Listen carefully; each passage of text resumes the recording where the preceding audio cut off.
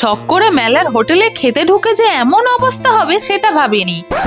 তো কিছুদিন আগে আমি চলে গিয়েছিলাম আমাদের এখানে একটা বড় মেলায়। সেখানে গিয়েই আমি আগে একটা পাপড়ি চাট দোকানে গিয়ে পাপড়ি চাট কিনে খেয়ে নিয়েছি। এরপর আমি লেগে পড়েছি আমার কাজে, মানে কিছু জিনিস কেনাকাটি। অবশ্যই মেলায় গিয়েছি মানে কিনবো না এমন তো হতেই পারে না। এরপর আবার আমি আমার পছন্দের কাজে ফিরে গিয়েছিলাম, অবশ্যই খাওয়া। যেখানে খেয়ে নিয়েছিলাম আমি একটা স্প্রিং পটেটো, যেটা খেতে খুবই সুন্দর ছিল।